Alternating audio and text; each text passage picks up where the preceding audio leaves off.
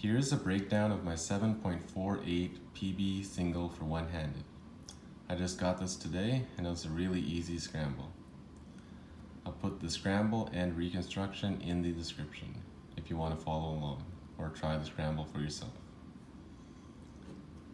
First thing I see is it's a pretty easy white cross. Got pieces here, here, here, and here.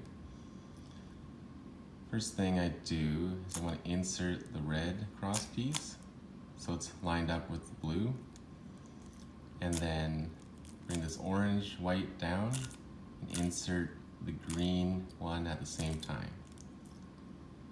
Here, instead of doing D prime, which is hard on one-handed, I'm going to do a wide U prime to line the cross up.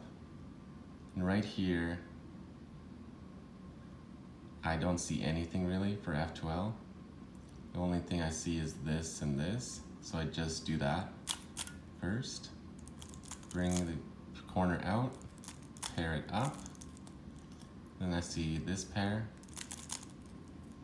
insert it into the back, and this, and lastly these two.